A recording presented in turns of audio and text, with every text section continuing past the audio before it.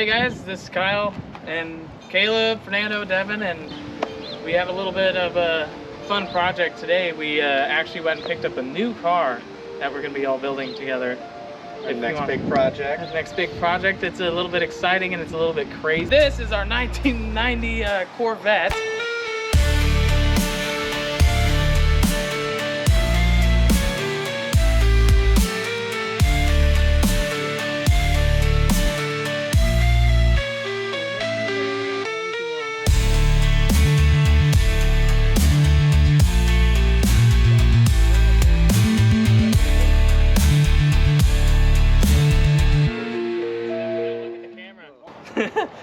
What's left of it? What's left of it? It's kind of a vet cart, but as you can see, it's kind of got a honking turbo on it, and it has a 4L60E.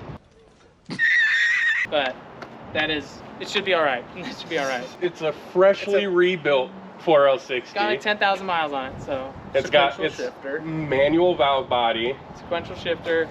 So it's fine as long as we don't shift into fourth under power, it'll stay together. So kind of just going to be easy on her and should be all right. But you want to talk about this thing's history a little bit? Some 72-pound injectors, an excess power single turbo kit. It's a GT45 turbo. When it ran last time on the dyno, it made 360 wheel and 560 foot-pounds at 8 pounds of boost. It's very light. It's very light. It's a one hand. You can kind of like push the whole car with a couple fingers. I was just two-fingering it. And it's got a really strong rear end in it. These rear ends are really good. I mean, they hold up really well to power. So, all the brakes are all brand new Stop Tech stuff. Yep. It's got 315s all the way around on it. Got some ZR1 wheels. Yep. Drive shafts for axles and leaf spring suspension in the back. But it's all new stuff-ish. Yeah. New-ish Best before ish. it sat because it caught on fire. Like that, huh? He got cooked. So that's like one of the reasons we got it for cheap too, is because it caught on fire and the wiring kind of needs replaced as per the usual with mid-grade. You got to do the wiring, and it caught on fire. We need to stop buying vehicles that catch on fire. We already picked up an ECU for this. We got a Russ EFI ECU to go in this. Yep. With a lead harness, so it's only going to be cutting off clips and wiring it to the ECU, and then it'll start and run, Yeah, and drive and make smoke. Whether we decide to stick with the HEI distributor or do coil unplug, it's really a pretty simple setup, and it really all is. the same stuff we just did for the Merker, just plus 4 cylinders. Yeah. But this is our next financial mistake we've made, so we're gonna have some fun with this one though. Stay tuned. So this is the interior currently. It's not the best. You can't really step on the floor because the guy that moved it with a forklift and decided to be really cool if you just punched a hole straight through the floorboard. So we're gonna have to figure out some floor, but it has the old sequential shifters, you know, so first, second, third, fourth, neutral, and then you have to pull this little lever to go into reverse and park. But quick release seats. But back here we've got our fuel cell, Bosch 044 pump. Yeah, you can see down here we were talking about the axles. They are just the old C4 drive shaft axles, which is nice because they're strong. But yeah, I mean, it's definitely a project. But yeah, here's a better view of the hole in the floorboard. It's definitely there. And the firewall. Yeah. Yeah, the new boost controller. Yeah, that one suffered a little heat. As you can see, all this caught on fire. All this stuff like melted a hole straight through it. I mean, it was kind of like it looks like a board with some duct tape that he put on it, but it probably was some heat tape or something. It just doesn't look like it anymore. Yeah, this thing's gonna be sick, dude. Hey, yo, chill. What's your jet, bro? This thing's gonna be stupid. Do we have to race your truck with this thing? Yeah. Hands up while the dude's recording. Yeah. Perfect. Throw her apart.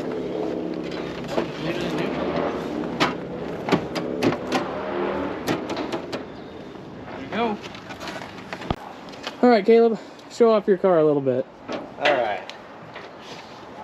This is my 82 Celica coupe that started out life with a 22R Took it to several events, slid it around, and last event that it drove with the 22R, did a board slide over the oil pan and drove it for about another week before it kicked the bucket, spun a rod, or seized the motor actually. Yep.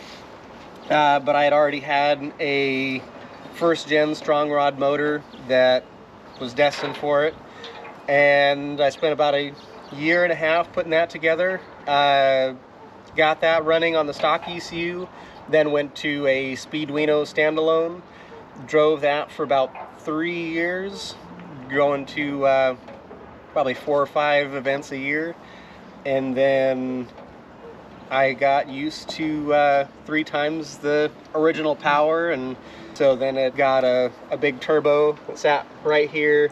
That lasted a whole few days. As soon as there was crankcase pressure, there's a cam cap on the back of the head that is supposed to have a bracket hold it on that held the stock fuel lines. That wasn't there anymore. And so by the time we realized that it was losing oil, it had already spun a bearing. Yeah. So Usually by the time you hear noise, it's too late. yep, that's how that went.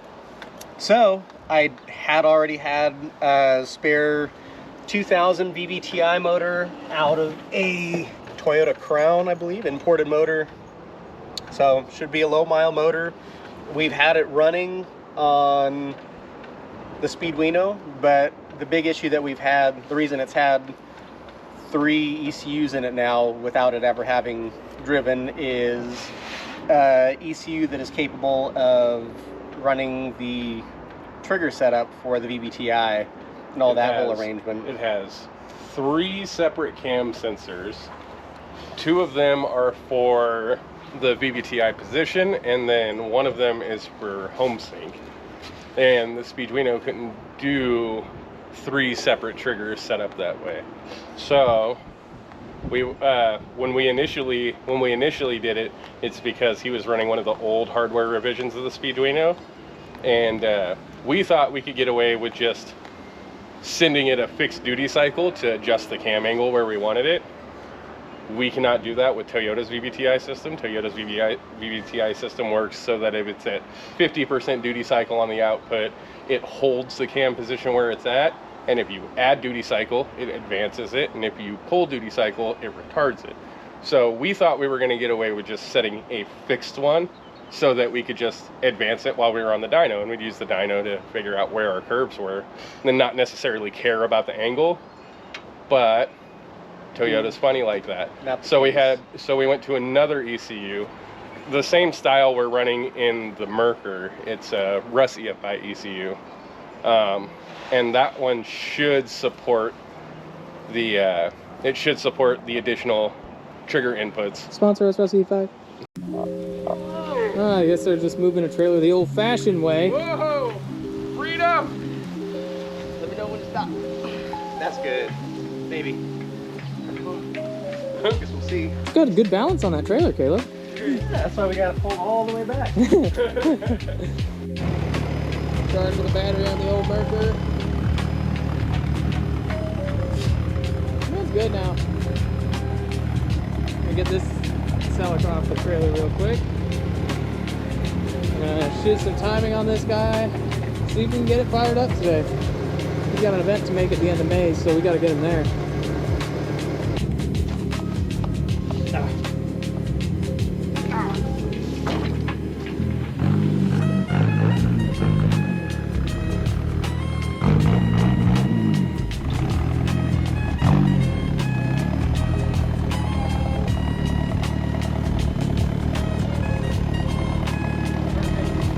Let's get her off. You ready? Hold on. Brakes now. There you go. Ready?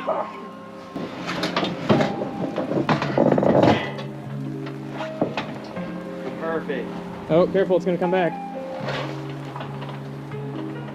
That's pretty smooth, Caleb. That was pretty smooth.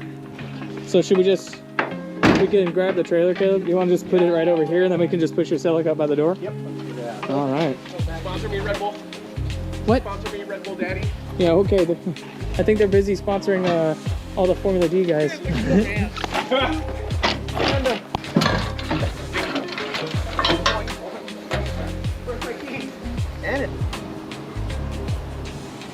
I'd say it hit the starter, but I know where it is. It's in a terrible If you don't know, on a 1UZ, the starter underneath the intake.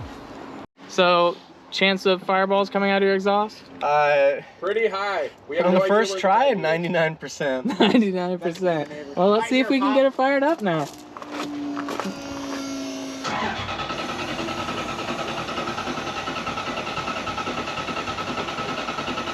Hold.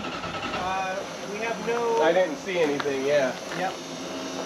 No, man. Do I have to grab a laptop? Oh. No, you have to tune it.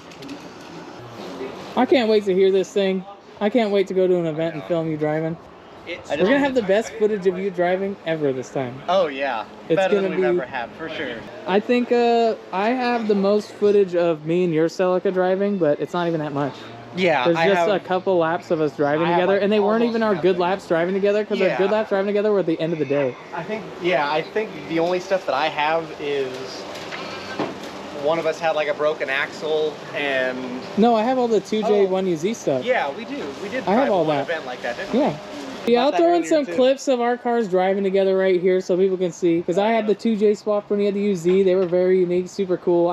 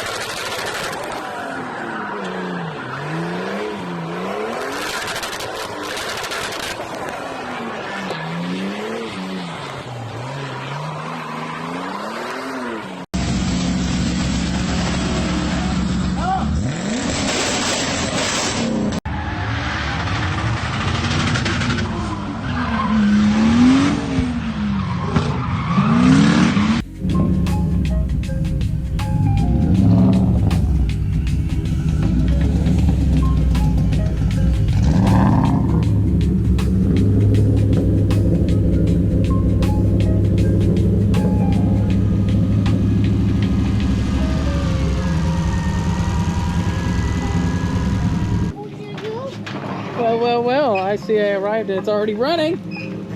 Yes! She's doubling with a couple issues. What we got Got it going on? at 10 degrees of timing, but the thing is when you add throttle, it retards the timing. And something about the cams or something. Oh, the VVTI is not locked? Yeah, That would do it. VVTI is not locked? something like that. So the VVTI solenoid's not locking? It's actually not the BBTI. We're just looking at where the timing's at right now. So basically what they're saying is anytime you rev it right now, the timing just retards itself. Yeah, so like if I like hold RPM, you see how it goes to 1? I mean 0 degrees.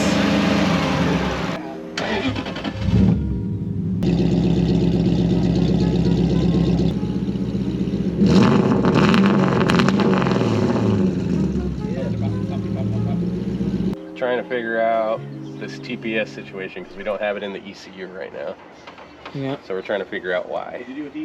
So what'd you figure out? So one of our pins pulled out that we thought was nothing, or we had pinned some extra pins just in case, so we could come back to it. One of those turned out to be our 5-volt reference for the TPS. I had to check some continuity, run some wires back, but we should have throttle position back now. So it should run a whole lot better. Hopefully that is the reason it's doing what it's doing. yeah.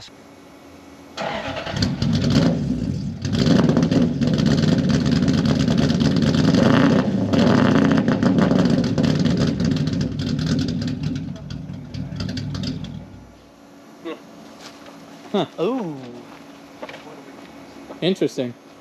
It's getting worse. Big cam?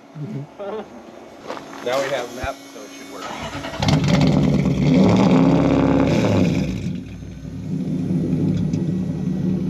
We're up and alive again. Hey, does she rev? No. No? VT, and it's like, why is it not working?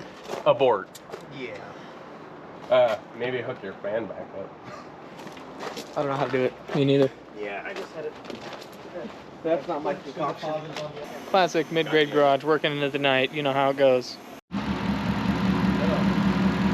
because we're missing one on the fucking, Actually, Rabbit. this sounds like it's missing two, because it's 2 cycles. Uh-oh. Yeah, we lost voltage again. Oh, now it's not going to cut out a bunch?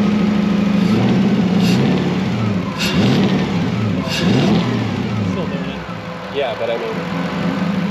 You have to find where it does it. I know, it's at like 1,300 RPM or so.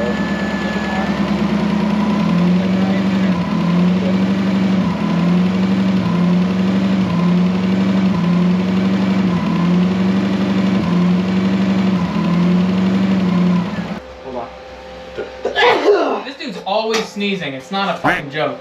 Alright. Either way. So yeah, ran into a couple issues with the Celica, but if you want to explain what we actually had going on. So we were trying to figure out why anytime we would rev it up to about 1,300, 1,400 RPM, it would drop the signal entirely.